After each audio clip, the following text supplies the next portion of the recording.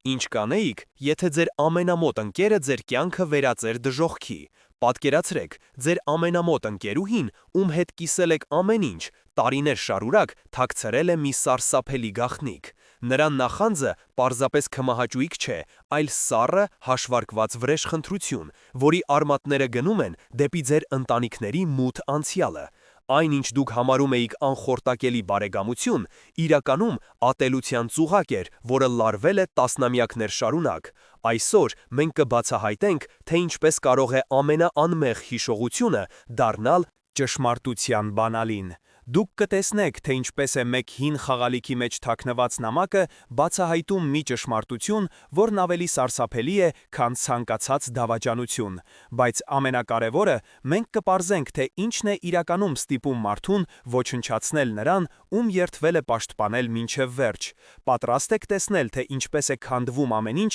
երբ բացահայտվում է սարսափելի ճշմարտությունը։ Սեղմեք բաժանորդագրվել հիմա և գրեք ձեր քաղաքը մեկնաբանություններում, տեսնենք, թե քանիսն ենք մենք։ Երևանի ամենանորաձեն ցուցասրահը շնչում էր հաջողության բույրով։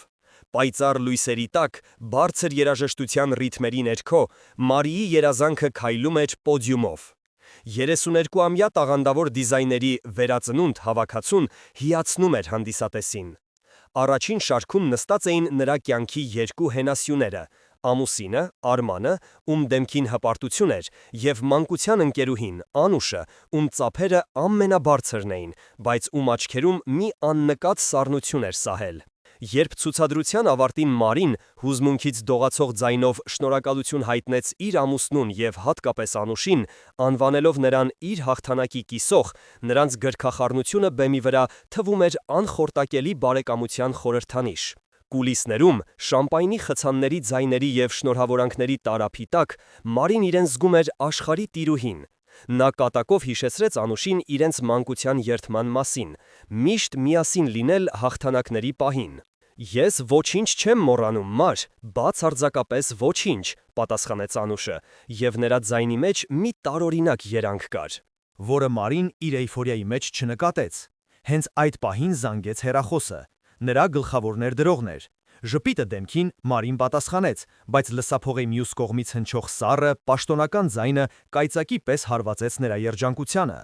Պարոն Սարգսյանը հայտնեց, որ անմիջապես խզում է պայմանագիրը։ Պատճառը անանուն նամակն էր, որտեղ անհերքելի ապացույցներ կային, թե իբր Մարիի ամբողջ հավաքածուն գողացված է ֆրանսիացի անհայտ դիզայներ Սոֆի Դյուպոնից։ Երաժշտությունը խլացավ, լույսերը խամրեցին։ Մարին քարացել էր, չհավատալով իր լսածին։ Գրագողություն։ Դա անհնար էր։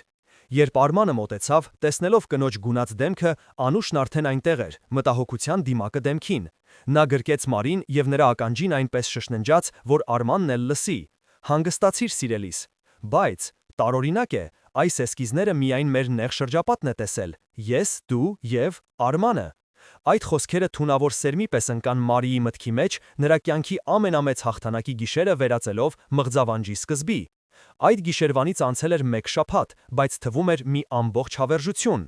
15 տարի առաջ ծիրանի ծառի տակ երկու դեռահաս աղջիկներ փայտե տուփի վրա փորագրում էին M+A ընդմիշտ, երդվելով միշտ քույրեր մնալ։ Այսօր Մարին նստած էր իր շքեղ, բայց այժմ սառը թվացող հյուրասենյակում, հիշելով այդ երդումը, որն այժմ դառը ծաղր էր թվում։ Նրա կարիերան փլուզվել էր, նրա անունը խառնվել էր ցեխին։ Անուշը, ինչպես հավատարիմ շուն, ամեն օր նրա կողքին էր, բերում էր ուտելիք, լսում էր նրա ողբը և զգուշորեն կաթիլ առ կաթիլ կասկածի թույներ ներյարկում նրա սիրտը, ուղղված Արմանի դեմ։ Դու նկատել ես, որ վերջին շրջանում նա մի տեսակ տարօրինակ է, գաղտնի հեռախոսազրույցներ, ուշ վերադարձներ, ասում էր նա խաղալով ամենամտահող ընկերուհու դերը։ Այդ կասկածները հասան իրենց գագաթնակետին մի երեկո, երբ Արմանը հոգնած տուն վերադարձավ։ Մարին, Անուշի ակնարկներից արդեն լցված, նրան դիմավորեց սառը հարցով. «Որտեղ էիր, թե Սոֆի Դյուպոնի հետ էիր հանդիպման»։ Արմանի դեմքին հայտնված ցնցումն ու վիրավորանքը Մարիին թվացին դերասանի խաղ։ Նրա անհիմն մեղադրանքներից հուսահատված, Արմանը հավաքեց իրերից մի քանիսը և հեռացավ, ասելով, որ կվերադառնա, երբ կինը պատրաստ լինի նորմալ խոսելու։ Դուռը շխկաց, և Մարին մնաց մենակ, արցունքներն աչքերին։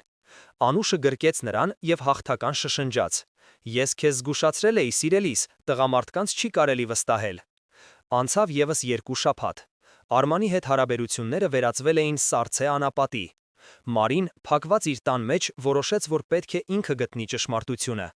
Նա սկսեց համացանցում փնտրել խորհրդավոր Սոֆի Դյուպոնին, բայց գտավ միայն մեկ հոդված անհայտ բլոգում, որը հրապարակվել էր իր ցուցադրությունից 1 օր առաջ։ Այդ դիզայները կարծես ուրվական լիներ։ Նրա բոլոր փորձերը խոսելու նախկին գործընկերների կամ ներդրողի հետ բախվում էին սառը պատի։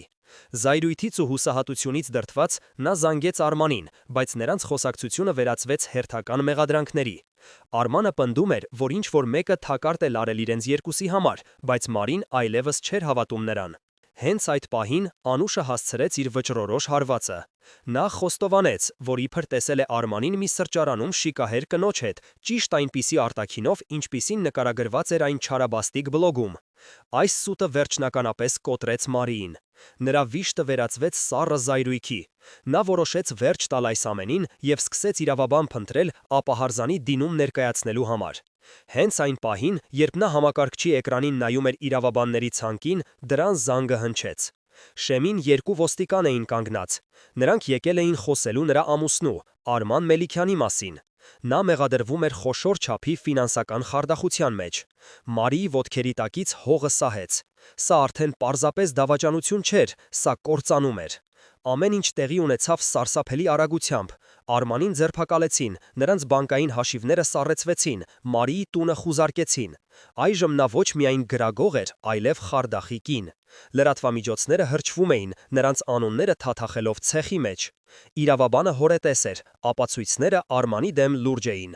Եվ Մարիի վերջերս սկսված բիզնեսի փլուզումը դատարանը կարող էր մեկնաբանել որպես փախուստի նախապատրաստություն։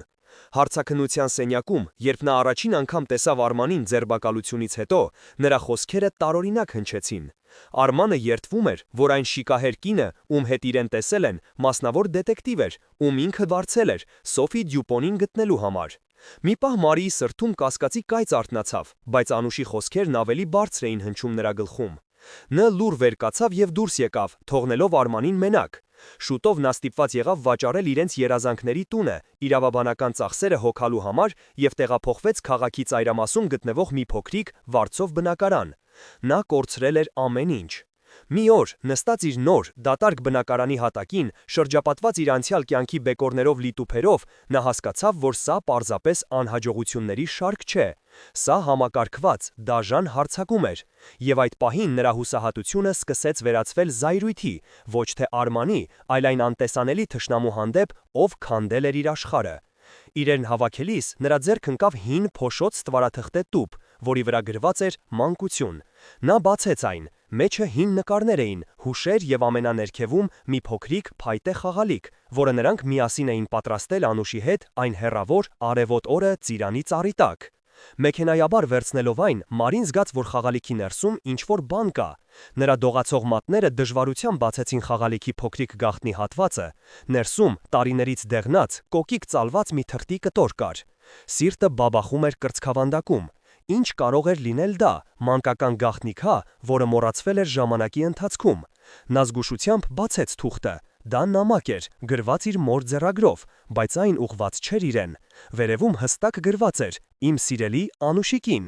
Մարին շունչը պահեց։ Նրա մայրը երբեք Անուշին այդպես չէր անվանել։ Նա սկսեց կարդալ, և յուրաքանչյուր տողի հետ նրա շուրջը եղած աշխարհը սկսեց սահել, քանդվել, վերածվելով անհասկանալի, սարսափելի խճանկարի։ Նամակը բացահայտում էր մի ճշմարտություն, որն ավելի ցնցող էր,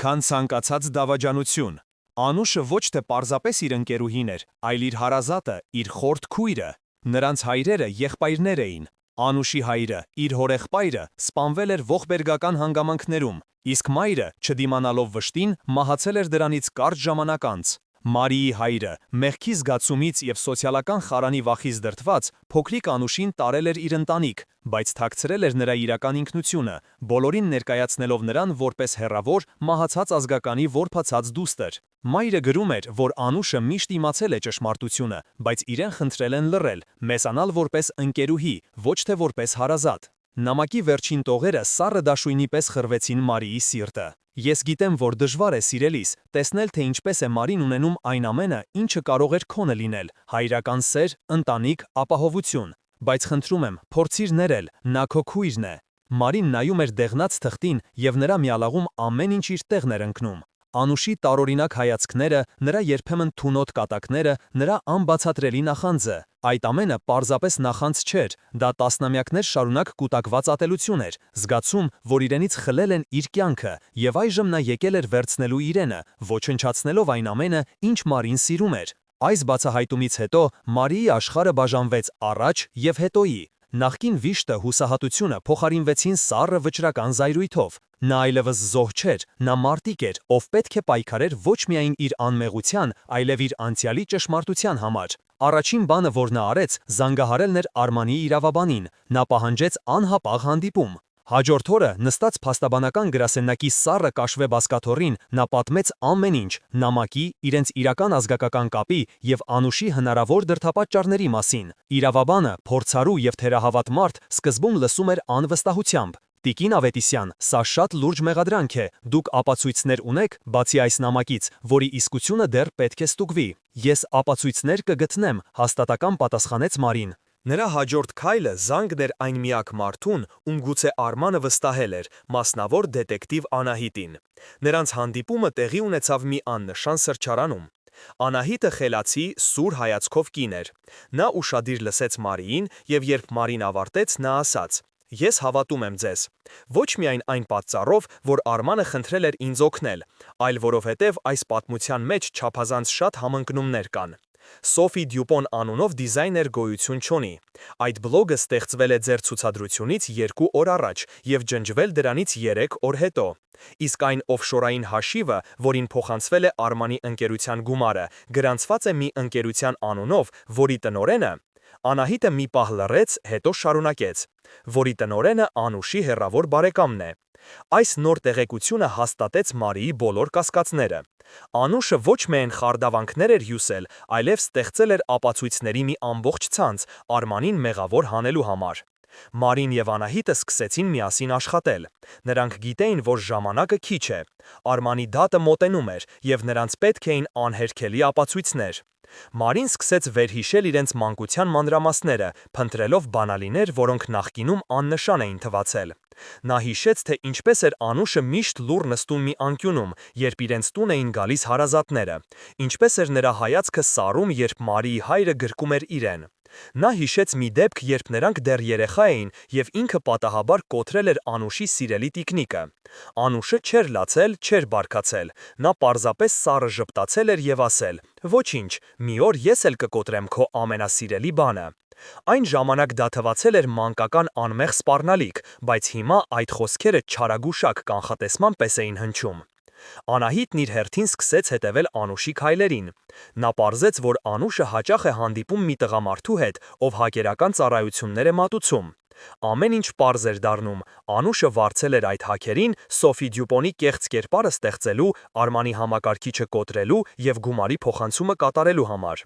Բայց սա դեռ ենթադրություն էր, նրանց պետք էր խոստովանություն։ Եվ Մարին գիտեր, թե ինչպես ստանալ այն։ Նա որոշեց դիմակայել Անուշին, բայց ոչ թե մեղադրանքներով, այլ ճշմարտությամբ, որը նրանք երկուսն էլ գիտեին։ Մարին զանգեց Անուշին եւ խնդրեց հանդիպել իրենց մանկության տանը, այն գյուղում, որտեղ ամեն ինչ սկսվել էր։ Նա ասաց, որ ուզում է հրաժեշտ տալ անցյալին, նախքան վերջնականապես կկորցնի ամեն ինչ։ Անուշը, զգալով իր լիակատար հաղթանակը, համաձայնեց։ Նա չէր էլ կասկածում, որ սա թաքարդ է։ Երբ նրանք հանդիպեցին հին տամբակում, ծիրանի ծառի տակ, օդը լի էր հիշողություններով։ Հիշով ես այս տեղը, սկսեց Մարին, ձայնը հանգիստ, բայց պողպատի պես ամուր։ Այստեղ մենք խոստացանք միմյանց քույրեր լինել մինչև վերջ։ Ես հիշում եմ, պատասխանեց Անուշը, զգուշավոր ժպիտը դեմքին։ Բայց մենք արդեն քույրեր էինք, այնպես չէ, շարունակեց Մարին, հայացքը հառելով նրա աչքերին։ Ես գիտեմ ամեն ինչ, Անուշ։ Ես գիտեմ, թե ով ես դու իրականում։ Անուշի դեմքից ժպիտը սառեց։ Մի պահ նրա աչքերում խուճապ երևաց,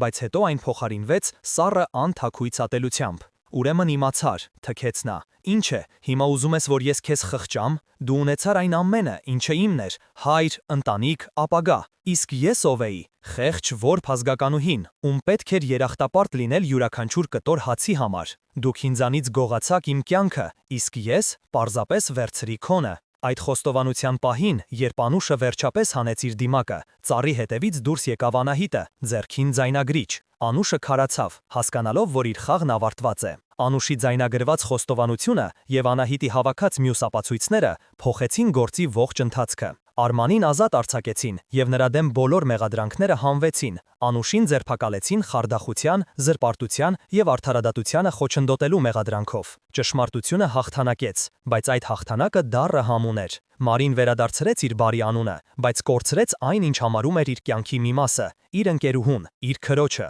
Նրանց վերջին հանդիպումը տեղի ունեցավ դատարանի դահլիճում։ Նրանց հայացքները խաչվեցին, Անուշի աչքերում զղջման նշույլ անգամ չկար, միայն սառը անզիջում ատելություն։ Մարին հասկացավ, որ որոշ վերքեր երբեք չեն սպիանում, եւ որոշ կապեր, նույնիսկ արյունակցական, կարող են թունավորվել ստով եւ վիրավորանքով։ Նա շրջվեց եւ դուրս եկավ դահլիճից, թողնելով անցյալը հետևում։ Նրա կողքին քայլում էր Արմանը։ Նրանց առջև նոր կյանք էր, որը պետք է կառուցեին քանդված հիմքերի վրա, բայց այս անգամ առանց ստվերների եւ գաղտնիքների։ Նրանք գիտեին, որ իսկական կապը ոչ միայն արյան մեջ է, այլև ներելու եւ միասին առաջ գնալու ունակության։ Մի քանի տարի անց Արևոտ առավոտ է, Մարին իր նոր լուսավոր արվեստանոցում է։ Նրա բիզնեսը ոչ միայն վերականգնվել է, այլև ծաղկում է ավելի քան երբևէ։ Նրա նոր հավաքածունը կոչվում է ներում։ Նա աշխատում է եւ նրա դեմքին հանգիստ ժպիտ է։ Արմանը մտնում է, ձեռքին սուրճի 2 բաժակ։ Նրանց հարաբերություններն ավելի ամուր են, քան երբևէ, կոփված փորձությունների կրակով։ Նրանց խոսում են, ծիծաղում։ Անցյալի ցավը մնացել է, բայց այն այլևս չի կառավարում նրանց կյանքը։ Երբեմն Մարին մտածում է Անուշի մասին, ով դեռ բանտում է։ Նա զգում է ոչ թե ատելություն, այլ տխուր խճահարություն այն կոտրված հոգու համար, որը չկարողացավ գտնել իր խաղաղությունը։ Նա հասկացել էր, որ ամենամեծ վրեժը սեփական երջանկությունն է, եւ նա երջանիկ էր։ Նա սովորել էր ամենակարևոր դասը. նախանձը եւ թաքնված վիրավորանքները կարող են ոչնչացնել ամեն ինչ, բայց ներելու ուժը կարող է վերակառուցել նույնիսկ ամենախորը ավերակները։ Նրա պատմությունը դարձել էր ոչ թե դավաճանության, այլ վերածննդի պատմություն։ Եվ սա միայն սկիզբն էր։ Նրա դողացող մատները դժվարությամբ բացեցին խաղալիքի փոքրիկ գաղտնի հատվածը։ Ներսում տարիներից դեղնած, կոկիկ ծալված մի թղթի կտոր կար։ Սիրտը բաբախում էր կրծքավանդակում։ Ինչ կարող էր լինել դա։ Մանկական գաղտնիք, որը մոռացվել էր ժամանակի ընթացքում։ Նա զգուշությամբ բացեց թուղթը։ Դա նամակ էր, գրված իր մոր ձեռագրով, բայց այն ուղղված չէր իրեն։ Վերևում հստակ գրված էր. «Իմ սիրելի Անուշիկին»։ Մարին շունչը պահեց։ Նրա մայրը երբեք Անուշին այդպես չէր անվանել։ Նա սկսեց կարդալ, եւ յուրաքանչյուր տողի հետ նրա շուրջը եղած աշխարհը սկսեց սահել, քանդվել, վերածվելով անհասկանալի, սարսափելի խճանկարի։ Նամակը բացահայտում էր մի ճշմարտություն, որն ավելի ցնցող էր, քան ցանկացած դավաճանություն։ Անուշը ոչ թե պարզապես իր ընկերուհին էր, այլ իր հարազատը, իր խորտ քույրը։ Նրանց հայրերը եղբայրներ էին։ Անուշի հայրը, իր հորեղբայրը, սպանվել էր ողբերգական հանգամանքներում, իսկ մայրը, չդիմանալով վշտին, մահացել էր դրանից կարճ ժամանակ անց։ Մարիի հայրը, մեղքի զգացումից եւ սոցիալական խարանի վախից դրդված, փոքրիկ Անուշին տարել էր իր ընտանիք, բայց թաքցրել էր նրա իրական ինքնությունը, բոլորին ներկայացնելով նրան որպես հեռավոր, մահացած ազգականի որբացած դուստր։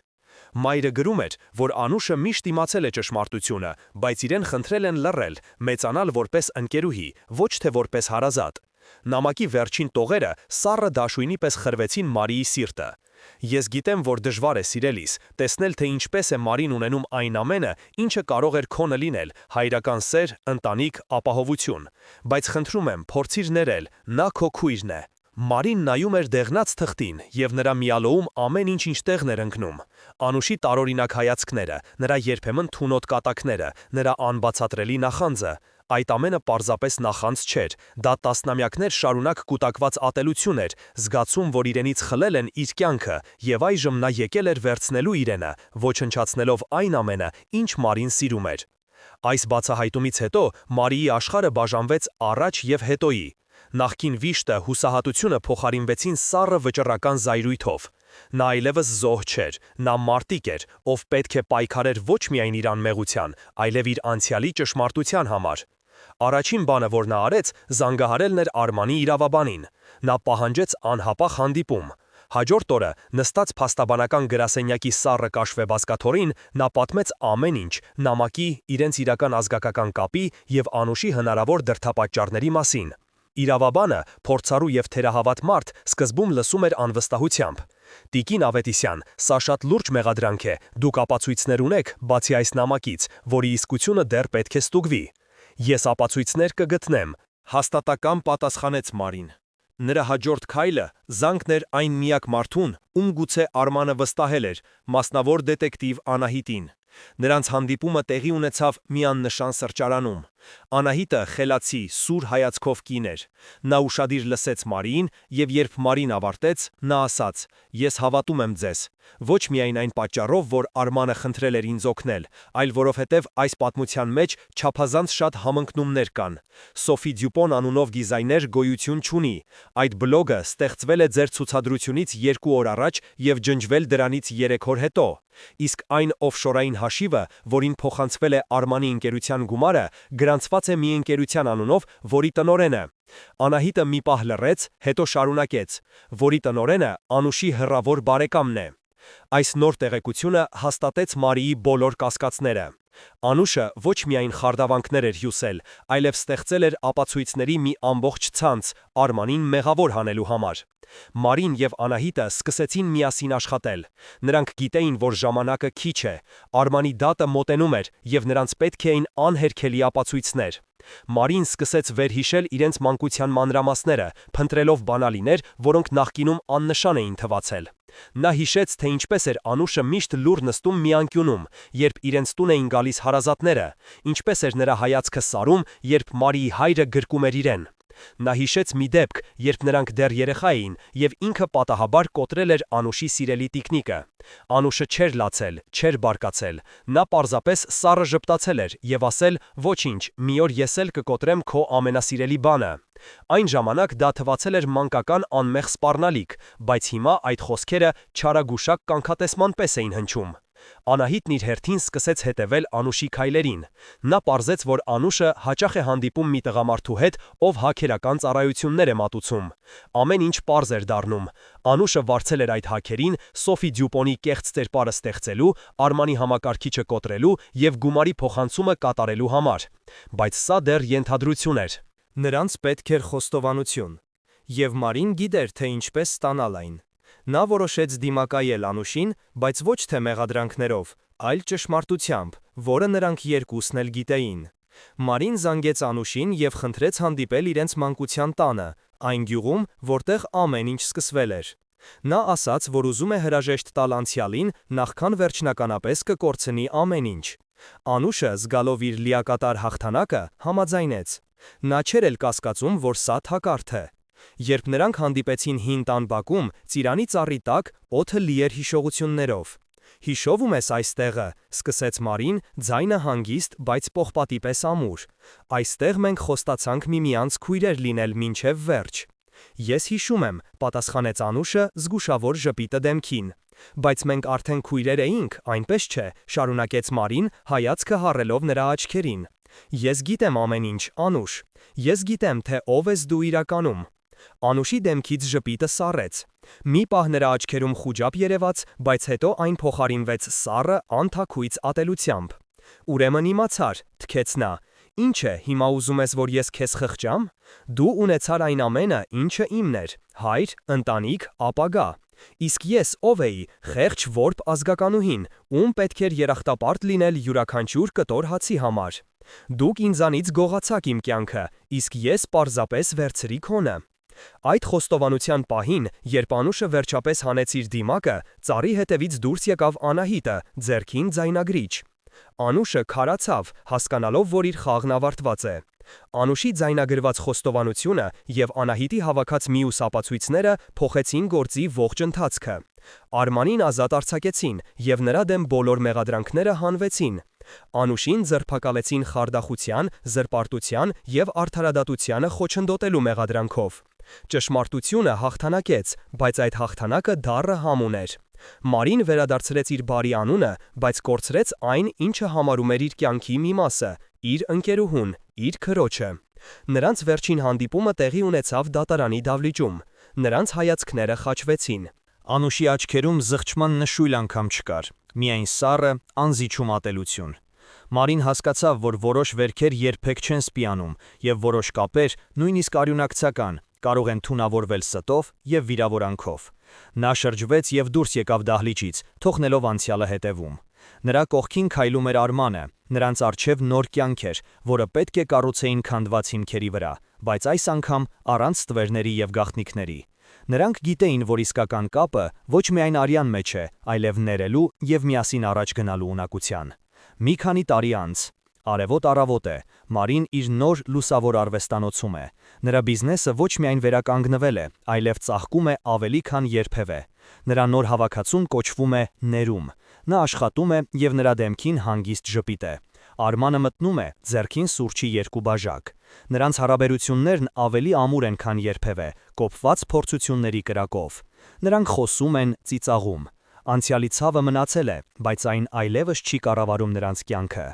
Երբեմն Մարին մտածում է Անուշի մասին, ով դեռ բանտում է։ Նա զգում է ոչ թե ատելություն, այլ տքուր խղճահարություն այն կոտրված հոգու համար, որը չկարողացավ գտնել իր խաղաղությունը։ Նա հասկացել էր, որ ամենամեծ վրեժը սեփական երջանկությունն է, և նա երջանիկ էր։ Նա սովորել էր ամենակարևոր դասը՝ նախանձը և թաքնված վիրավորանքները կարող են ոչնչացնել ամեն ինչ, բայց ներելու ուժը կարող է վերակառուցել նույնիսկ ամենախորը ավերակները։ Նրա պատմությունը դարձել էր ոչ թե դավաճանության, այլ վերածննդի պատմություն։ Եվ սա միայն սկիզբն էր։ Այդ բացահայտումից հետո Մարիի շուրջ օդը կարծես թանձրացավ, իսկ սենյակի ձայները խլացան։ Նրա սիրտը սկսեց բաբախել այնպիսի ուժգնությամբ, որ թվում էր կպայթի կրծքավանդակից։ Նամակի տառերը պարում էին աչքերի առաջ, իսկ մանկության հիշողությունները սկսեցին վերափոխվել, ստանալ նոր, սարսափելի իմաստ։ Անուշի յուրաքանչյուր քույական գրքահարնություն այժմ թվում էր օձի սառը փաթաթում, յուրաքանչյուր մտահոգ հայացք՝ գիշատչի սառը հաշվարակ։ Այն ամենը, ինչ նա համարում էր անխորթակելի բարեկամություն, իրականում թունավոր ստի մի ամբողջ օվկիանոս էր, որի հատակին թաքնված էր տասնամյակների ատելությունը։ Նշանները միշտ եղել էին, բայց նա կույր էր։ Նա հիշեց, թե ինչպես էր Անուշը մանկության տարիներին ժամերով նայում իրենց ընտանեկան լուսանկարներին, որտեղ ինքը, Մարին, երջանիկ ժպտում էր ծնողների գրկում։ Այն ժամանակ դա թվում էր պարզ հետաքրքրասիրություն, բայց հիմա Մարին հասկանում էր, որ դա զրկված երեխայի հայացքն էր, ով նայում էր իրենից գողացված կյանքին։ Այդ գիտակցումը ոչ թե թուլացրեց, այլ պողպատի պես կոփեց նրան։ Վիշտը վերածվեց սառը վճռական զայրույթի։ Նա այլևս զոհ չէր, նա մարտիկ էր, ով պետք է պայքարեր ոչ միայն իր անմեղության, այլև իր խեղաթյուրված անցյալի ճշմարտության համար։ Նրա առաջին քայլը զանգն էր Արմանի իրավաբանին։ Նա պահանջեց անհապաղ հանդիպում, հասկանալով, որ այժմ պայքարում է ոչ միայն իր, այլև իր անմեղ ամուսնու ազատության համար։ Հաջորդ օրը փաստաբանական գրասենյակի սառը անանձնական մթնոլորտում Մարին պատմեց ամեն ինչ։ Նա խոսում էր հանգիստ, առանց արցունքների, բայց նրա ձայնի մեջ այնպիսի ուժ կար, որ նույնիսկ փորձառու իրավաբանը, ով իր կյանքում լսել էր հազարավոր պատմություններ, լսում էր շունչը պահած։ Երբ Մարին սեղանին դրեց մոր նամակը, իրավաբանը երկար զննեց այն, հետո նայեց Մարիին և ասաց. «Տիկին Ավետիսյան, սա շատ լուրջ է, բայց դատարանում զգացմունքները քիչ արժեք ունեն։ Սա կարող է լինել ձեր պաշտպանության հիմքը, բայց մեզ պետք են անհերքևի, նյութական ապացույցներ, որոնք կկապեն Անուշին կատարված հանցագործությունների հետ»։ «Ես դրանք կգտնեմ», հաստատակամ պատասխանեց Մարին, թեև այդ պահին գաղափար անգամ չուներ, թե որտեղից սկսել։ Նրա միակ հույսը կապված էր այն խորհրդավոր դետեկտիվի հետ, ում մասին խոսել էր Արմանը։ Դժվարությամբ գտնելով Անահիտի համարը, նա զանգահարեց։ Նրանց հանդիպումը տեղի ունեցավ մի աննշան սրճարանում, որտեղ ոչ ոք նրանց չէր ճանաչի։ Անահիտը խելացի սուր հայացքով կին էր, ում վստահությունը հեշտ չէր շահել։ Նա ուշադիր լսեց Մարիի պատմությունը, զննեց նամակը, և երբ Մարին ավարտեց, նա մի պահ լռեց, հետո ասաց. «Արմանը ճիշտ էր, ինչ-որ բան այս պատմության մեջ ի սկզբանե սխալ էր։ Սոֆի Դյուպոն անունով դիզայներ գոյություն չունի։ Այդ բլոգը ստեղծվել է ձեր ցուցադրությունից 2 օր առաջ և ջնջվել դրանից 3 օր հետո։ Իսկ այն օֆշորային հաշիվը»։ Անահիտը մի պահ կանգ առավ, կարծես կշռադատելով արդյոք արժե շարունակել, թե ոչ։ «Ինչ հաշիվ», անհամբեր հարցրեց Մարին։ «Այն հաշիվը, որին փոխանցվել է ձեր ամուսնու ընկերության գումարը, գրանցված է մի ընկերության անունով, որի տնօրենը Անուշի հեռավոր բարեկամն է։ Այս նոր տեղեկությունը հաստատեց Մարիի վատթարագմին կասկածները։ Սա այլևս պարզապես վրեժ խնդրություն չէր, սա մանրակրկիտ մշակված, սառնասիրտ ծրագիր էր, որի նպատակը ոչ միայն իրեն ցավ պատճառելն էր, այլև Արմանին ճաղերի հետև ուղարկելը։ Խնդրի մասշտաբը սկսում էր պարզվել, եւ դա սարսափեցնող էր։ Մարին եւ Անահիտը սկսեցին միասին աշխատել ժամանակի դեմ մրցավազքի մեջ։ Արմանի դատը մոտենում էր, եւ նրանց պետք էին ոչ թե անուղղակի կապեր, այլ ուղիղ ապացույցներ։ Մարին սկսեց վերհիշել իրենց մանկության ամեն մի մանրուք, փնտրելով բանալիներ, որոնք նախկինում աննշան էին թվացել։ Նա հիշեց մի դեպք, երբ նրանք դեռ երեխա էին, եւ ինքը պատահաբար կոտրել էր Անուշի սիրելի տիկնիկը։ Անուշը չէր լացել, չէր բարկացել, նա պարզապես սառը ժպտացել էր եւ ասել. «Ոչինչ, մի օր ես էլ կկոտրեմ քո ամենասիրելի բանը»։ Այն ժամանակ դա թվացել էր մանկական անմեղ սպառնալիք, բայց հիմա այդ խոսքերը չարագուշակ կանխատեսման պես էին հնչում։ Միևնույն ժամանակ Անահիտը սկսեց հետևել Անուշի քայլերին։ Նրա հետաքրքրությունը բացահայտեց մի անհանգստացնող փաստ։ Անուշը հաճախ էր հանդիպում մի տղամարդու հետ, ով հայտնի էր իր համակարգչային հմտություններով եւ կասկածելի կապերով։ Կտորները սկսում էին միանալ։ Անուշը ամենայն հավանականությամբ վարձել էր այդ հակերին Սոֆի Դյուպոնի կեղծ կերպարը ստեղծելու, Արմանի համակարգիչը կոտրելու եւ գումարի փոխանցումը կատարելու համար։ Բայց սա դեռ ենթադրություն էր։ Նրանց պետք էր խոստովանություն կամ գոնե մի սխալ, որը Անուշը կգործեր ճնշման տակ։ Եվ Մարին որոշեց, որ ինքը պետք է ստեղծի այդ ճնշումը։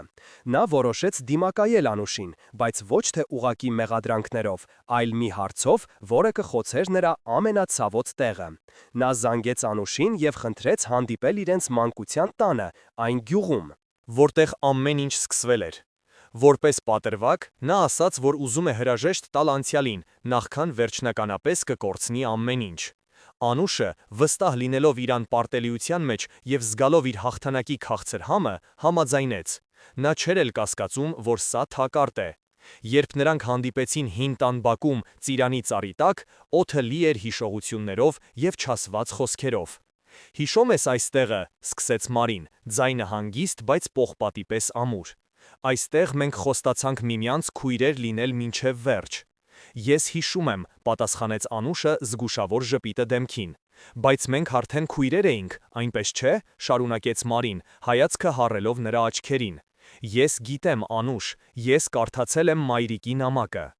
Անուշի դեմքից ժպիտը սառեց։ Մի պահ նրա աչքերում խուճապ երևաց, բայց հետո այն փոխարինվեց սառը, անթաքույց ատելությամբ։ «Ուրեմն իմացար», թքեց նա։ «Ինչ է, հիմա ուզում ես, որ ես քեզ խչամ։ Դու ունեցար այն ամենը, ինչը պետք է իմը լիներ՝ հայր, ընտանիք, ապագա։ Իսկ ես ով էի, խեղճ որբ ազգականուհին, ում պետք էր երախտապարտ լինել յուրաքանչյուր կտոր հացի համար։ Դուք ինձանից գողացաք իմ կյանքը, իսկ ես պարզապես վերցրի քոնը»։ Այդ խոստովանության պահին, երբ Անուշը վերջապես հանեց իր դիմակը, ծառի հետևից դուրս եկավ Անահիտը, ձեռքին ձայնագրիչ։ Անուշը քարացավ, հասկանալով, որ իր խաղն ավարտված է։ Անուշի ձայնագրված խոստովանությունը եւ Անահիտի հավաքած մյուս ապացույցները, ներառյալ նրա կապը հաքերի հետ, փոխեցին գործի ողջ ընթացքը։ Արմանին ազատ արձակեցին եւ նրա դեմ բոլոր մեղադրանքները հանվեցին։ Անուշին ձերբակալեցին խարդախության, զրպարտության եւ արդարադատությանը խոչընդոտելու մեղադրանքով։ Ճշմարտությունը հաղթանակեց, բայց այդ հաղթանակը դառը համ ուներ։ Մարին վերադարձրեց իր բարի անունը, բայց կորցրեց այն, ինչ համարում էր իր կյանքի մի մասը՝ իր ընկերուհուն, իր քրոջը։ Նրանց վերջին հանդիպումը տեղի ունեցավ դատարանի դահլիճում։ Նրանց հայացքները խաչվեցին։ Անուշի աչքերում զղջման նշույլ անգամ չկար, միայն սառը, անզիջում ատելություն։ Մարին հասկացավ, որ որոշ վերքեր երբեք չեն սպիանում, եւ որոշ կապեր, նույնիսկ արյունակցական, կարող են թունավորվել ստով եւ վիրավորանքով։ Նա շրջվեց եւ դուրս եկավ դահլիճից, թողնելով անցյալը հետևում։ Նրա կողքին քայլում էր Արմանը։ Նրանց առջև նոր կյանք էր, որը պետք է կառուցեին քանդված հիմքերի վրա, բայց այս անգամ առանց տվերների եւ գաղտնիքների։ Նրանք գիտեին, որ իսկական կապը ոչ միայն արյան մեջ է, այլև ներելու եւ միասին առաջ գնալու ունակությանը։ Մի քանի տարի անց, արևոտ առավոտ է։ Մարին իր նոր լուսավոր արվեստանոցում է։ Նրա բիզնեսը ոչ միայն վերականգնվել է, այլև ծաղկում է ավելի քան երբևէ։ Նրա նոր հավաքածուն կոչվում է «Ներում»։ Նա աշխատում է և նրա դեմքին հանգիստ ժպիտ է։ Արմանը մտնում է ձեռքին սուրճի 2 բաժակ։ Նրանց հարաբերություններն ավելի ամուր են, քան երբևէ, կոփված փորձությունների կրակով։ Նրանք խոսում են, ծիծաղում, անցյալի ցավը մնացել է, բայց այն այլևս չի կառավարում նրանց կյանքը։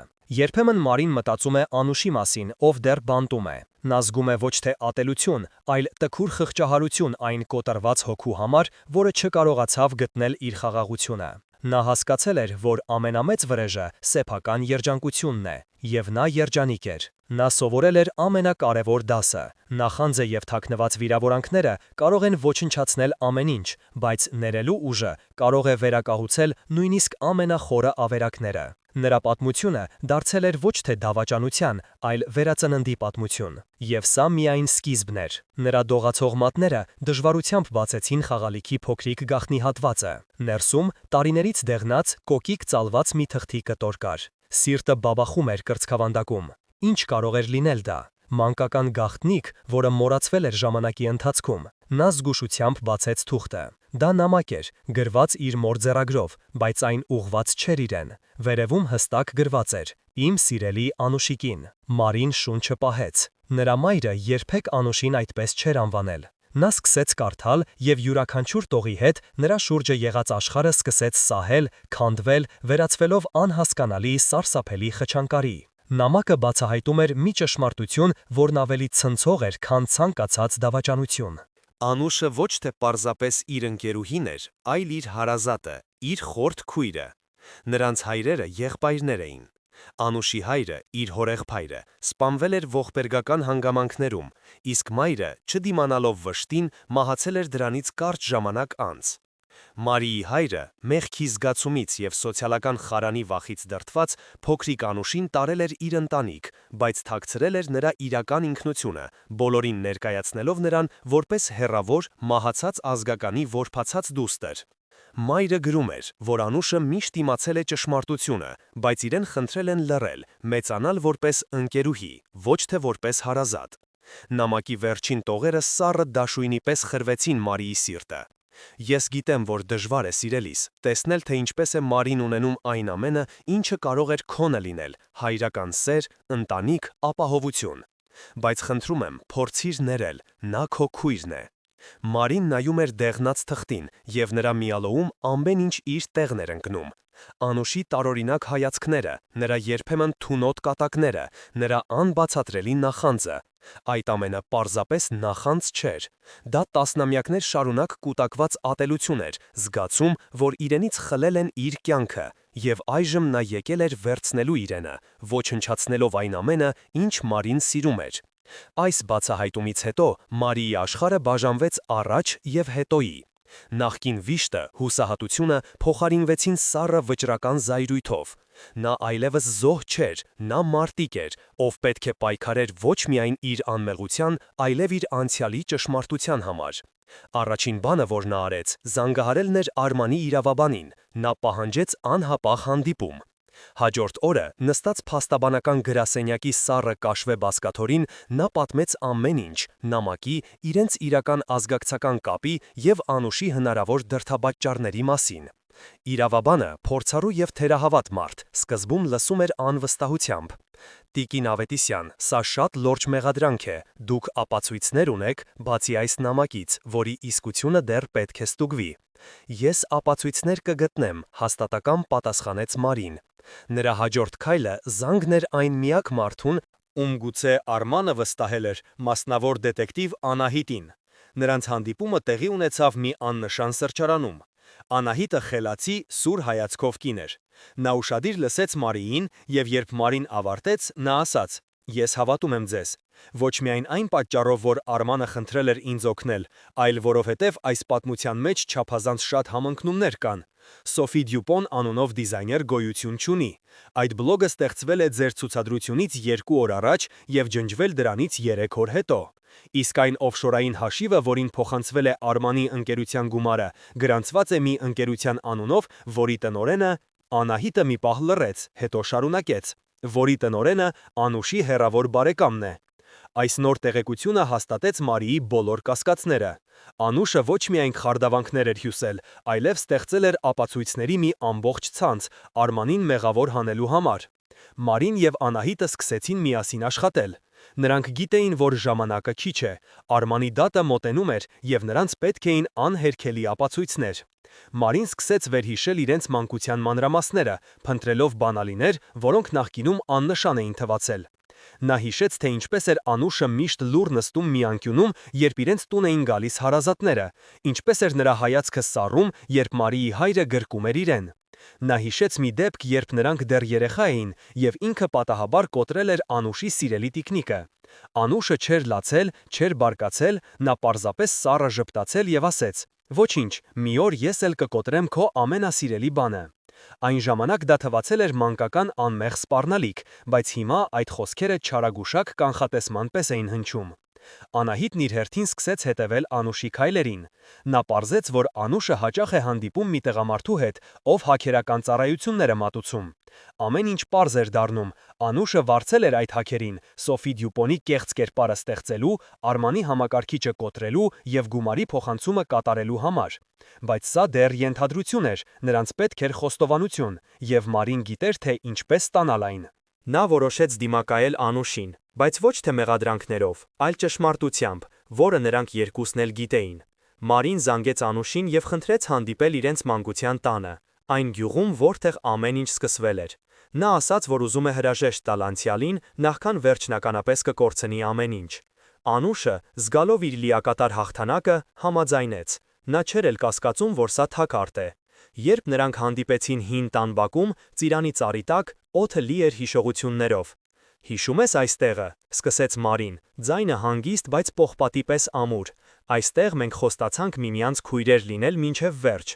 «Ես հիշում եմ», պատասխանեց Անուշը, զգուշավոր ժպիտը դեմքին։ «Բայց մենք արդեն քույրեր էինք, այնպես չէ»։ Շարունակեց Մարին, հայացքը հառելով նրա աչքերին։ «Ես գիտեմ ամեն ինչ, Անուշ։ Ես գիտեմ, թե ով ես դու իրականում»։ Անուշի դեմքից ժպիտը սառեց։ Մի պահ նրա աչքերում խուճապ երևաց, բայց հետո այն փոխարինվեց սառը, անթաքույց ատելությամբ։ «Ուրեմն իմացար», թքեց նա։ «Ինչ է, հիմա ուզում ես, որ ես քեզ խղճամ։ Դու ունեցար այն ամենը, ինչը իմն էր՝ հայր, ընտանիք, ապագա։ Իսկ ես ով էի։ Խեղճ որբ ազգականուհին, ում պետք էր երախտապարտ լինել յուրաքանչյուր կտոր հացի համար։ Դուք ինձանից գողացաք իմ կյանքը, իսկ ես պարզապես վերցրի քոնը»։ Այդ խոստովանության պահին, երբ Անուշը վերջապես հանեց իր դիմակը, ծառի հետևից դուրս եկավ Անահիտը, ձեռքին ձայնագրիչ։ Անուշը քարացավ, հասկանալով, որ իր խաղն ավարտված է։ Անուշի ձայնագրված խոստովանությունը և Անահիտի հավաքած մյուս ապացույցները փոխեցին գործի ողջ ընթացքը։ Արմանին ազատ արձակեցին, և նրա դեմ բոլոր մեղադրանքները հանվեցին։ Անուշին ձերբակալեցին խարդախության, զրպարտության և արդարադատությանը խոչընդոտելու մեղադրանքով։ Ճշմարտությունը հաղթանակեց, բայց այդ հաղթանակը դառը համ ուներ։ Մարին վերադարձրեց իր բարի անունը, բայց կորցրեց այն, ինչ համարում էր իր կյանքի մի մասը՝ իր ընկերուհուն, իր քրոջը։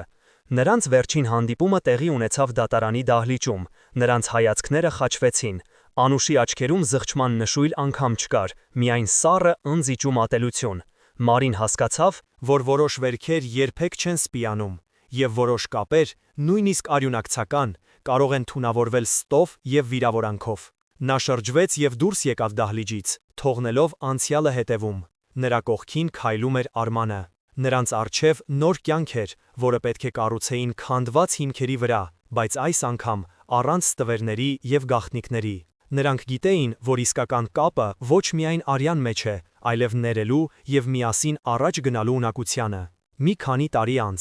արևոտ առավոտ է, Մարին իր նոր լուսավոր արվեստանոցում է։ Նրա բիզնեսը ոչ միայն վերականգնվել է, այլև ծաղկում է ավելի քան երբևէ։ Նրա նոր հավաքածուն կոչվում է «Ներում»։ Նա աշխատում է և նրա դեմքին հանգիստ ժպիտ է։ Արմանը մտնում է, ձեռքին սուրճի 2 բաժակ։ Նրանց հարաբերություններն ավելի ամուր են, քան երբևէ, կոփված փորձությունների կրակով։ Նրանք խոսում են ծիծաղում։ Անցյալի ցավը մնացել է, բայց այն այլևս չի կառավարում նրանց կյանքը։ Երբեմն Մարին մտածում է Անուշի մասին, ով դեռ բանտում է։ Նա զգում է ոչ թե ատելություն, այլ տխուր խչահարություն այն կոտրված հոգու համար, որը չկարողացավ գտնել իր խաղաղությունը։ Նա հասկացել էր, որ ամենամեծ վրեժը սեփական երջանիկությունն է, եւ նա երջանիկ էր, նա սովորել էր ամենակարևոր դասը, նախանձը եւ թաքնված վիրավորանքները կարող են ոչնչացնել ամեն ինչ, բայց ներելու ուժը կարող է վերակառուցել նույնիսկ ամենախորը ավերակները։ Նրա պատմությունը դարձել էր ոչ թե դավաճանության,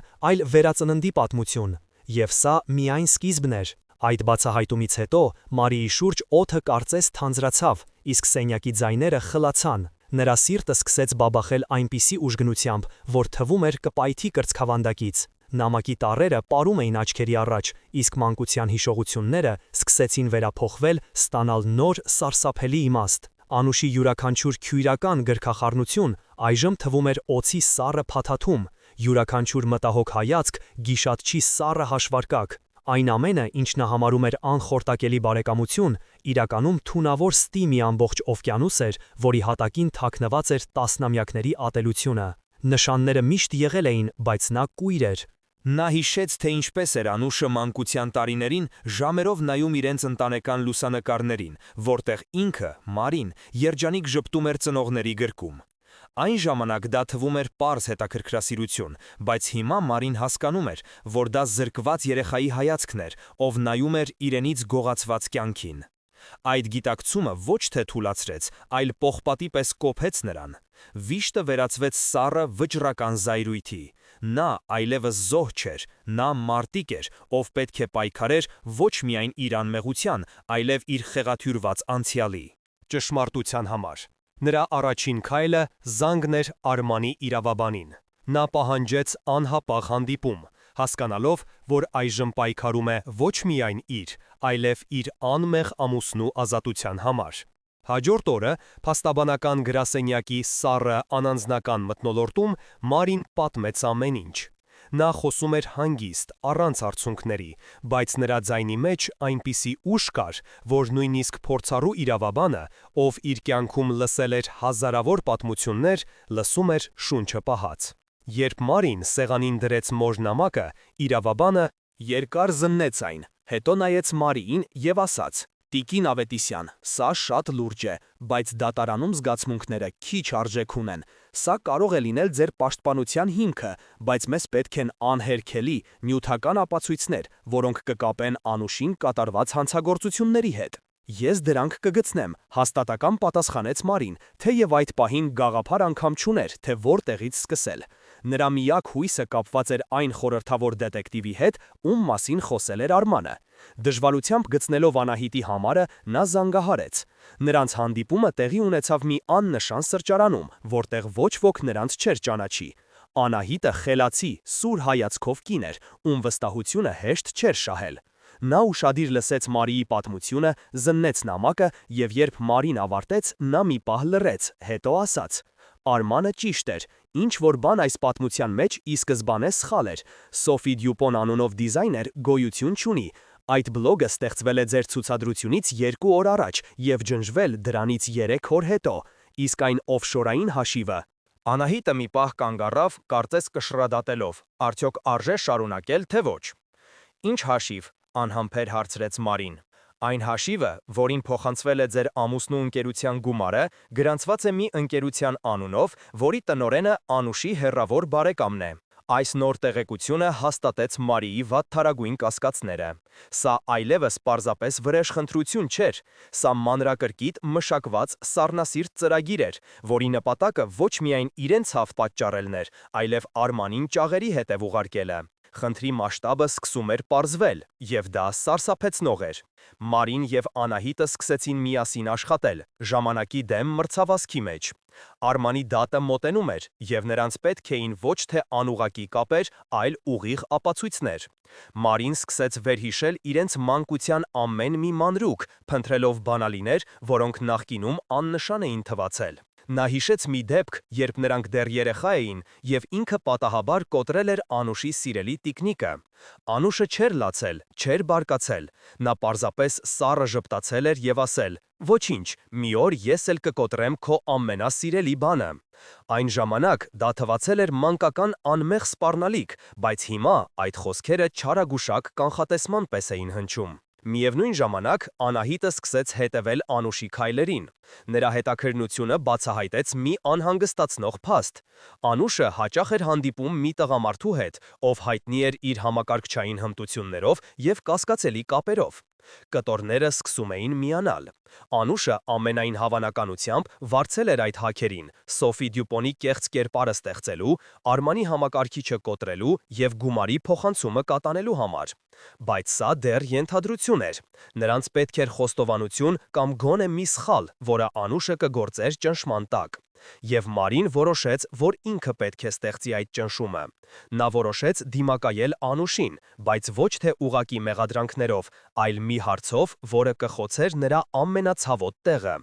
Նա զանգեց Անուշին և խնդրեց հանդիպել իրենց մանկության տանը, այն գյուղում, որտեղ ամեն ինչ սկսվել էր։ Որպես պատրվակ, նա ասաց, որ ուզում է հրաժեշտ տալ անցյալին։ Նախքան վերջնականապես կկորցնի ամեն ինչ։ Անուշը, վստահ լինելով իր անպարտելիության մեջ և զգալով իր հաղթանակի քաղցր համը, համաձայնեց։ Նա չէր էլ կասկածում, որ սա թակարդ է։ Երբ նրանք հանդիպեցին հին տան բակում, ծիրանի ծառի տակ, օդը լի էր հիշողություններով և չասված խոսքերով։ «Հիշում ես այս տեղը», սկսեց Մարին, ձայնը հանգիստ, բայց պողպատի պես ամուր։ «Այստեղ մենք խոստացանք միմյանց քույրեր լինել մինչև վերջ»։ «Ես հիշում եմ», պատասխանեց Անուշը, զգուշավոր ժպիտը դեմքին։ «Բայց մենք արդեն քույրեր էինք, այնպես չէ», շարունակեց Մարին հայացքը հառելով նրա աչքերին։ «Ես գիտեմ ամեն ինչ, Անուշ, ես կարդացել եմ մայրիկի նամակը»։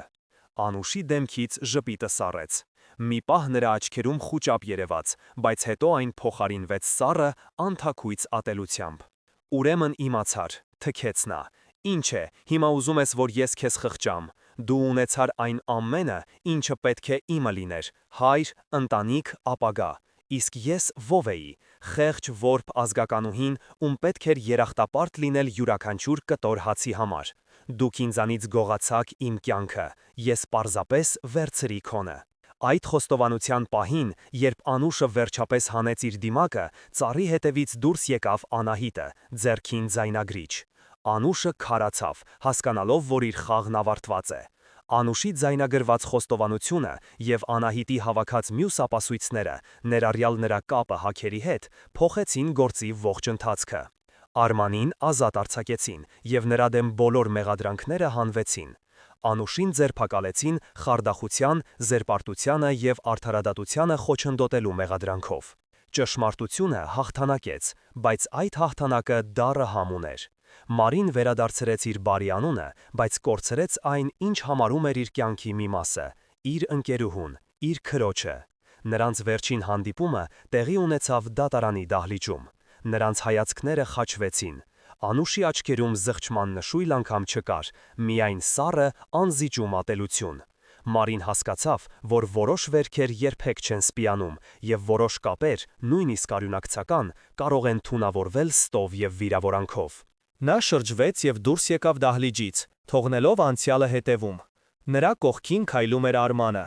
Նրանց առջև նոր կյանք էր, որը պետք է կառուցեին քանդված հիմքերի վրա, բայց այս անգամ առանց ստվերների և գաղտնիքների։ Նրանք գիտեին, որ իսկական կապը ոչ միայն արյան մեջ է, այլև ներելու և միասին առաջ գնալու ունակության։ Մի քանի տարի անց։ Արևոտ առավոտ է, Մարին իր նոր լուսավոր արվեստանոցում է։ Նրա բիզնեսը ոչ միայն վերականգնվել է, այլև ծաղկում է ավելի, քան երբևէ։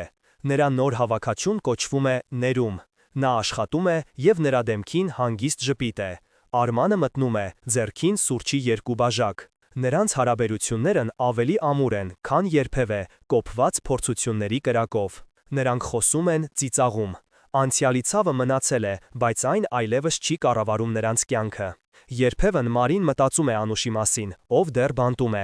Նա զգում է ոչ թե ատելություն, այլ տխուր խճխահարություն այն կոտրված հոգու համար, որը չկարողացավ գտնել իր խաղաղությունը։ Նա հասկացել էր, որ ամենամեծ վրեժը սեփական երջանկությունն է, և նա երջանիկ էր։ Նա սովորել էր ամենակարևոր դասը՝ նախանձը և թաքնված վիրավորանքները կարող են ոչնչացնել ամեն ինչ, բայց ներելու ուժը կարող է վերակառուցել նույնիսկ ամենախորը ավերակները։ Նրա պատմությունը դարձել էր ոչ թե դավաճանության, այլ վերածնդի պատմություն։ Եվ սա միայն սկիզբն էր։ Այդ բացահայտումից հետո Մարիի շուրջ օդը կարծես թանձրացավ, իսկ սենյակի ձայները խլացան։ Նրա սիրտը սկսեց բաբախել այնպիսի ուժգնությամբ, որ թվում էր կպայթի կրծքավանդակից։ Նամակի տառերը պարում էին աչքերի առաջ, իսկ մանկության հիշողությունները սկսեցին վերափոխվել, ստանալ նոր, սարսափելի իմաստ։ Անուշի յուրաքանչյուր քույրական գրքախառնություն այժմ թվում էր օձի սառը փաթաթում, յուրաքանչյուր մտահոգ հայացք գիշատչի սառը հաշվարկում։ Այն ամենը, ինչ նա համարում էր անխորդակերի բարեկամություն, իրականում թունավոր ստիմի ամբողջ օվկիանոս էր, որի հատակին թաքնված էր տասնամյակների ատելությունը։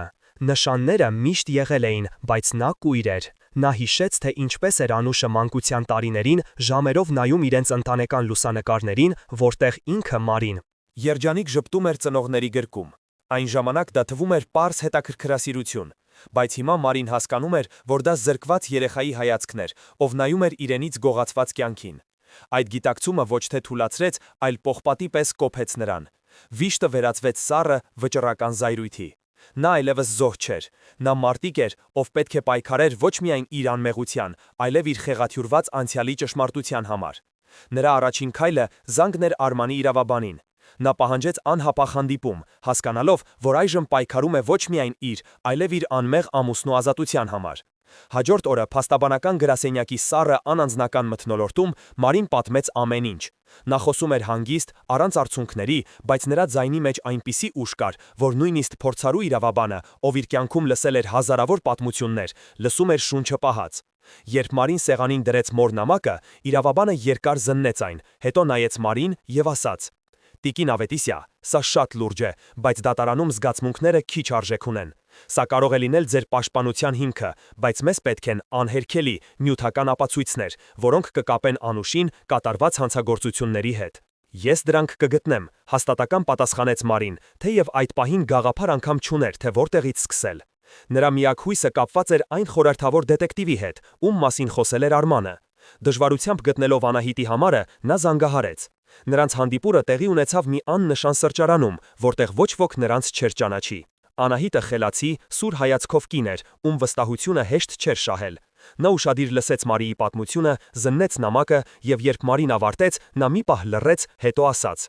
«Արմանը ճիշտ էր։ Ինչ որ բան այս պատմության մեջ ի սկզբանե սխալ էր։ Սոֆի Դյուպոն անունով դիզայներ գոյություն չունի։ Այդ բլոգը ստեղծվել է ձեր ցուցադրությունից 2 օր առաջ եւ ջնջվել դրանից 3 օր հետո։ Իսկ այն օֆշորային հաշիվը»։ Անահիտը մի պահ կանգ առավ, կարծես կշռադատելով արդյոք արժե շարունակել թե ոչ։ «Ինչ հաշիվ», անհամբեր հարցրեց Մարին։ «Այն հաշիվը, որին փոխանցվել է ձեր ամուսնու ընկերության գումարը, գրանցված է մի ընկերության անունով, որի տնօրենը Անուշի հեռավոր բարեկամն է։ Այս նոր տեղեկությունը հաստատեց Մարիի վատթարագույն կասկածները։ Սա այլևս պարզապես վրեժխնդրություն չէր, սա մանրակրկիտ մշակված սառնասիրտ ծրագիր էր, որի նպատակը ոչ միայն իրեն ցավ պատճառելն էր, այլև Արմանին ճաղերի հետև ուղարկելը։ Խնդրի մասշտաբը սկսում էր պարզվել, եւ դա սարսափեցնող էր։ Մարին եւ Անահիտը սկսեցին միասին աշխատել, ժամանակի դեմ մրցավազքի մեջ։ Արմանի դատը մոտենում էր, եւ նրանց պետք էին ոչ թե անուղակի կապեր, այլ ուղիղ ապացույցներ։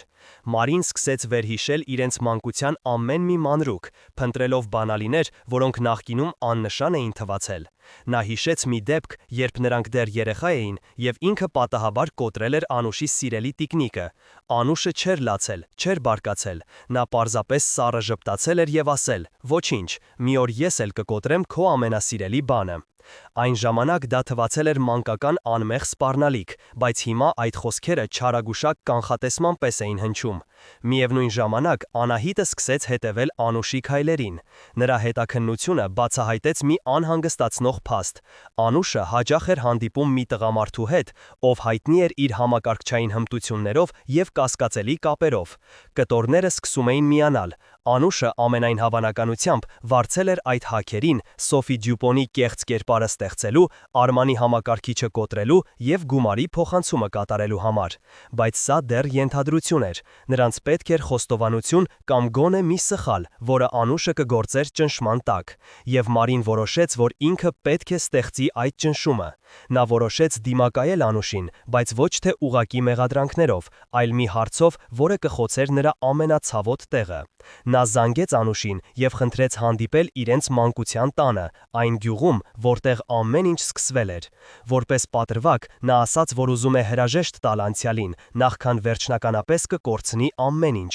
Անուշը, վստահ լինելով իր անպարտելիության մեջ եւ զգալով իր հաղթանակի քաղցր համը, համաձայնեց։ Նա չէր էլ կասկածում, որ սա թակարդ է։ Երբ նրանք հանդիպեցին հին տան բակում, ծիրանի ծառի տակ օդը լի էր հիշողություններով եւ չասված խոսքերով։ «Հիշում ես էս տեղը», սկսեց Մարին, ձայնը հանգիստ, բայց պողպատի պես ամուր։ «Էստեղ մենք խոստացանք միմյանց քույրեր լինել մինչև վերջ»։ «Ես հիշում եմ», պատասխանեց Անուշը, զգուշավոր ժպիտը դեմքին։ «Բայց մենք արդեն քույրեր էինք, ընդպես չէ», շարունակեց Մարին, հայացքը հառելով նրա աչքերին։ «Ես գիտեմ ամեն ինչ, Անուշ, ես կարդացել եմ մայրիկի նամակը»։ Անուշի դեմքից ժպիտը սառեց։ Մի պահ նրա աչքերում խուճապ երևաց, բայց հետո այն փոխարինվեց սառը, անթաքույց ատելությամբ։ «Ուրեմն իմացար», թքեց նա։ «Ինչ է, հիմա ուզում ես, որ ես քեզ խղճամ։ Դու ունեցար այն ամենը, ինչը պետք է իմը լիներ. հայր, ընտանիք, ապագա։ Իսկ ես ով էի։ Խեղճ, որբ ազգականուհին, ում պետք էր երախտապարտ լինել յուրաքանչյուր կտոր հացի համար։ Դուք ինձանից գողացաք իմ կյանքը, իսկ ես պարզապես վերցրի քոնը»։ Այդ խոստովանության պահին, երբ Անուշը վերջապես հանեց իր դիմակը, ծառի հետևից դուրս եկավ Անահիտը, ձեռքին ձայնագրիչ։ Անուշը քարացավ, հասկանալով, որ իր խաղն ավարտված է։ Անուշի ձայնագրված խոստովանությունը եւ Անահիտի հավաքած մյուս ապացույցները, ներառյալ նրա կապը հաքերի հետ, փոխեցին գործի ողջ ընթացքը։ Արմանին ազատ արձակեցին եւ նրա դեմ բոլոր մեղադրանքները հանվեցին։ Անուշին ձերբակալեցին խարդախության, զրպարտության եւ արդարադատությանը խոչընդոտելու մեղադրանքով։ Ճշմարտությունը հաղթանակեց, բայց այդ հաղթանակը դառը համուն էր։ Մարին վերադարձրեց իր բարի անունը, բայց կորցրեց այն, ինչ համարում էր իր կյանքի մի մասը՝ իր ընկերուհուն, իր քրոջը։ Նրանց վերջին հանդիպումը տեղի ունեցավ դատարանի դահլիճում։ Նրանց հայացքները խաչվեցին։ Անուշի աչքերում զղջման նշույլ անգամ չկար, միայն սառը, անզիջում ատելություն։ Մարին հասկացավ, որ որոշ վերքեր երբեք չեն սպիանում, եւ որոշ կապեր, նույնիսկ արյունակցական, կարող են թունավորվել ստով եւ վիրավորանքով։ Նա շրջվեց եւ դուրս եկավ դահլիճից, թողնելով անցյալը հետևում։ Նրա կողքին քայլում էր Արմանը։ Նրանց առջև նոր կյանք էր, որը պետք է կառուցեին քանդված հիմքերի վրա։ Բայց այս անգամ առանց տվերների եւ գաղտնիքների։ Նրանք գիտեին, որ իսկական կապը ոչ միայն արյան մեջ է, այլև ներելու եւ միասին առաջ գնալու ունակությանը։ Մի քանի տարի անց արևոտ առավոտ է։ Մարին իր նոր լուսավոր արվեստանոցում է։ Նրա բիզնեսը ոչ միայն վերականգնվել է, այլև ծաղկում է ավելի քան երբևէ։ Նրա նոր հավաքածունը կոչվում է «Ներում»։ Նա աշխատում է եւ նրա դեմքին հանգիստ ժպիտ է։ Արմանը մտնում է, ձեռքին սուրճի 2 բաժակ։ Նրանց հարաբերություններն ավելի ամուր են, քան երբևէ, կոփված փորձությունների կրակով։ Նրանք խոսում են, ծիծաղում են։ Անցյալի ցավը մնացել է, բայց այն այլևս չի կառավարում նրանց կյանքը։ Երբեմն Մարին մտածում է Անուշի մասին, ով դեռ բանտում է։ Նա զգում է ոչ թե ատելություն, այլ տխուր խղճահարություն այն կոտրված հոգու համար, որը չկարողացավ գտնել իր խաղաղությունը։ Նա հասկացել էր, որ ամենամեծ վրեժը սեփական երջանկությունն է,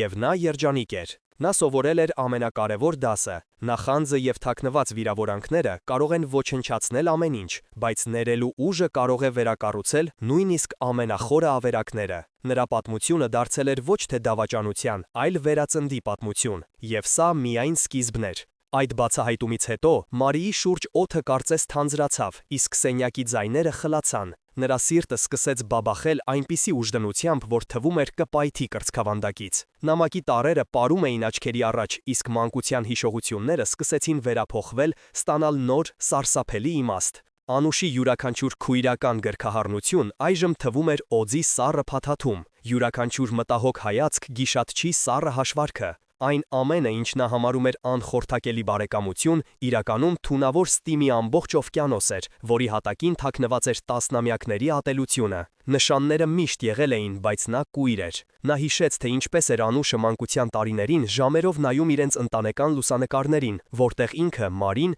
երջանիկ ժպտում էր ծնողների գրքում։ Այն ժամանակ դա թվում էր պարզ հետաքրքրասիրություն, բայց հիմա Մարին հասկանում էր, որ դա զրկված երեխայի հայացքն էր, ով նայում էր իրենից գոհացված կյանքին։ Այդ գիտակցումը ոչ թե թուլացրեց, այլ պողպատի պես կոփեց նրան։ Վիշտը վերածվեց սառը վճռական զայրույթի։ Նա այլևս զոհ չէր։ Նա մարտիկ էր, ով պետք է պայքարեր ոչ միայն իր անմեղության, այլև իր խեղաթյուրված անցյալի ճշմարտության համար։ Նրա առաջին քայլը զանգն էր Արմանի իրավաբանին։ Նա պահանջեց անհապաղ հանդիպում, հասկանալով, որ այժմ պայքարում է ոչ միայն իր, այլև իր անմեղ ամուսնու ազատության համար։ Հաջորդ օրը փաստաբանական գրասենյակի սառը անանձնական մթնոլորտում Մարին պատմեց ամեն ինչ։ Նա խոսում էր հանգիստ, առանց արցունքների, բայց նրա ձայնի մեջ այնպիսի ուժ կար, որ նույնիսկ փորձառու իրավաբանը, ով իր կյանքում լսել էր հազարավոր պատմություններ, լսում էր շունչը պահած։ Երբ Մարին սեղանին դրեց մոր նամակը, իրավաբանը երկար զննեց այն, հետո նայեց Մարիին և ասաց. «Տիկին Ավետիսյան, սա շատ լուրջ է, բայց դատարանում զգացմունքները քիչ արժեք ունեն։ Սա կարող է լինել ձեր պաշտպանության հիմքը, բայց մեզ պետք են անհերքելի, նյութական ապացույցներ, որոնք կկապեն Անուշին կատարված հանցագործությունների հետ»։ «Ես դրանք կգտնեմ», հաստատակամ պատասխանեց Մարին, թեև այդ պահին գաղափար անգամ չուներ, թե որտեղից սկսել։ Նրա միակ հույսը կապված էր այն խորհրդավոր դետեկտիվի հետ, ում մասին խոսել էր Արմանը։ Դժվարությամբ գտնելով Անահիտի համարը, նա զանգահարեց։ Նրանց հանդիպումը տեղի ունեցավ մի աննշան սրճարանում, որտեղ ոչ ոք նրանց չէր ճանաչի։ Անահիտը խելացի սուր հայացքով կին էր, ում վստահությունը հեշտ չէր շահել։ Նա ուշադիր լսեց Մարիի պատմությունը, զննեց նամակը, երբ Մարին ավարտեց, նա մի պահ լռեց, հետո ասաց. «Արմանը ճիշտ էր։ Ինչ-որ բան այս պատմության մեջ ի սկզբանե սխալ էր։ Սոֆի Դյուպոն անունով դիզայներ գոյություն չունի։ Այդ բլոգը ստեղծվել է ձեր ցուցադրությունից 2 օր առաջ և ջնջվել դրանից 3 օր հետո։ Իսկ այն օֆշորային հաշիվը»։ Անահիտը մի պահ կանգ առավ, կարծես կշռադատելով, արդյոք արժե շարունակել, թե ոչ։ «Ինչ հաշիվ», անհամբեր հարցրեց Մարին։ «Այն հաշիվը, որին փոխանցվել է ձեր ամուսնու ընկերության գումարը, գրանցված է մի ընկերության անունով, որի տնօրենը Անուշի հեռավոր բարեկամն է»։ Այս նոր տեղեկությունը հաստատեց Մարիի վատթարագույն կասկածները։ Սա այլևս պարզապես վրեժխնդրություն չէր, սա մանրակրկիտ մշակված սառնասիրտ ծրագիր էր, որի նպատակը ոչ միայն իրեն ցավ պատճառելն էր, այլև Արմանին ճաղերի հետև ուղարկելը։ Խնդրի մասշտաբը սկսում էր պարզվել, և դա սարսափեցնող էր։ Մարին և Անահիտը սկսեցին միասին աշխատել, ժամանակի դեմ մրցավազքի մեջ։ Արմանի դատը մոտենում էր, և նրանց պետք էին ոչ թե ուղղակի կապեր, այլ ուղիղ ապացույցներ։ Մարին սկսեց վերհիշել իրենց մանկության ամեն մի մանրուք, փնտրելով բանալիներ, որոնք նախկինում աննշան էին թվացել։ Նա հիշեց մի դեպք, երբ նրանք դեռ երեխա էին, և ինքը պատահաբար կոտրել էր Անուշի սիրելի տիկնիկը։ Անուշը չէր լացել, չէր բարկացել, նա պարզապես սառը ժպտացել էր և ասեց. «Ոչինչ, մի օր ես էլ կկոտրեն քո ամենասիրելի բանը»։ Այն ժամանակ դա թվացել էր մանկական անմեղ սպառնալիք, բայց հիմա այդ խոսքերը չարագուշակ կանխատեսման պես էին հնչում։ Միևնույն ժամանակ Անահիտը սկսեց հետևել Անուշի քայլերին։ Նրա հետաքննությունը բացահայտեց մի անհանգստացնող փաստ։ Անուշը հաճախ էր հանդիպում մի տղամարդու հետ, ով հայտնի էր իր համակարգչային հմտություններով և կասկածելի կապերով։ Կտորները սկսում էին միանալ։ Անուշը ամենայն հավանականությամբ վարձել էր այդ հաքերին Սոֆի Դյուպոնի կեղծ կերպարը ստեղծելու, Արմանի համակարգիչը կոտրելու և գումարի փոխանցումը կատարելու համար։ Բայց սա դեռ ենթադրություն էր։ Նրանց պետք էր խոստովանություն կամ գոնե մի սխալ, որը Անուշը կգործեր ճնշման տակ։ Եվ Մարին որոշեց, որ ինքը պետք է ստեղծի այդ ճնշումը։ Նա որոշեց դիմակայել Անուշին, բայց ոչ թե ուղղակի մեղադրանքներով, այլ մի հարցով, որը կխոցեր նրա ամենացավոտ տեղը։ Նա զանգեց Անուշին և խնդրեց հանդիպել իրենց մանկության տանը, այն գյուղում, որտեղ ամեն ինչ սկսվել էր։ Որպես պատրվակ նա ասաց, որ ուզում է հրաժեշտ տալ անցյալին, նախքան վերջնականապես կկորցնի ամեն ինչ։ Անուշը, վստահ լինելով իր անպարտելիության մեջ և զգալով իր հաղթանակի քաղցր համը, համաձայնեց։ Նա չէր էլ կասկածում, որ սա թակարդ է։ Երբ նրանք հանդիպեցին հին տան բակում, ծիրանի ծառի տակ, օդը լի էր հիշողություններով։ «Հիշով ես այստեղը», սկսեց Մարին, ձայնը հանգիստ, բայց պողպատի պես ամուր։ «Այստեղ մենք խոստացանք միմյանց քույրեր լինել մինչև վերջ»։ «Ես հիշում եմ», պատասխանեց Անուշը զգուշավոր ժպիտը դեմքին։ «Բայց մենք արդեն քույրեր էինք, այնպես չէ», շարունակեց Մարին, հայացքը հարելով նրա աչքերին։ «Ես գիտեմ ամեն ինչ, Անուշ, ես կարդացել եմ մայրիկի նամակը»։ Անուշի դեմքից ժպիտը սառեց։ Մի պահ նրա աչքերում խուճապ երևաց, բայց հետո այն փոխարինվեց սառը, անթաքույց ատելությամբ։ Ուրեմն իմացար, թքեց նա, ինչ է, հիմա ուզում ես, որ ես քեզ խղճամ։ Դու ունեցար այն ամենը, ինչը պետք է իմը լիներ՝ հայր, ընտանիք, ապագա։ Իսկ ես ով էի։ Խեղճ որբ ազգականուհին, ում պետք էր երախտապարտ լինել յուրաքանչյուր կտոր հացի համար։ Դուք ինձանից գողացաք իմ կյանքը, իսկ ես պարզապես վերցրի քոնը։ Այդ խոստովանության պահին, երբ Անուշը վերջապես հանեց իր դիմակը, զառի հետևից դուրս եկավ Անահիտը, ձեռքին ձայնագրիչ։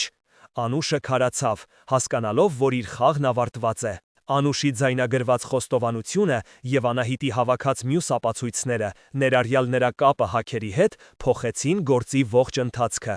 Արմանին ազատ արձակեցին և նրա դեմ բոլոր մեղադրանքները հանվեցին։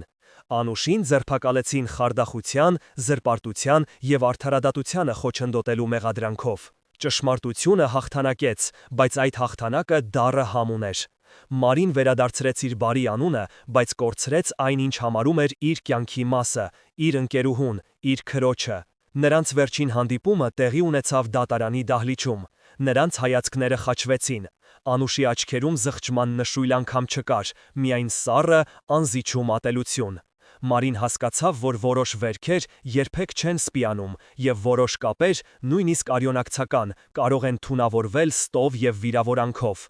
Նա շրջվեց և դուրս եկավ դահլիճից, թողնելով անցյալը հետևում։ Նրա կողքին քայլում էր Արմանը։ Նրանց առջև նոր կյանք էր, որը պետք է կառուցեին քանդված հիմքերի վրա, բայց այս անգամ առանց ստվերների և գաղտնիքների։ Նրանք գիտեին, որ իսկական կապը ոչ միայն արյան մեջ է, այլև ներելու և միասին առաջ գնալու ունակության։ Մի քանի տարի անց։ Արևոտ առավոտ է։ Մարին իր նոր լուսավոր արվեստանոցում է։ Նրա բիզնեսը ոչ միայն վերականգնվել է, այլև ծաղկում է ավելի քան երբևէ։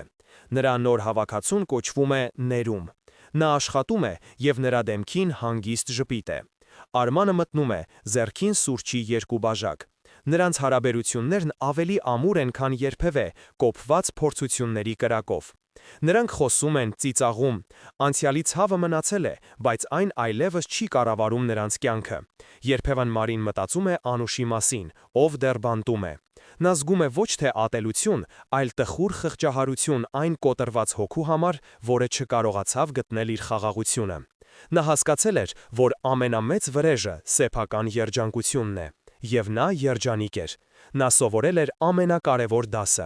Նախանձը և թաքնված վիրավորանքները կարող են ոչնչացնել ամեն ինչ, բայց ներելու ուժը կարող է վերակառուցել նույնիսկ ամենախորը ավերակները։ Նրա պատմությունը դարձել էր ոչ թե դավաճանություն, այլ վերածննդի պատմություն։ Եվ սա միայն սկիզբն էր։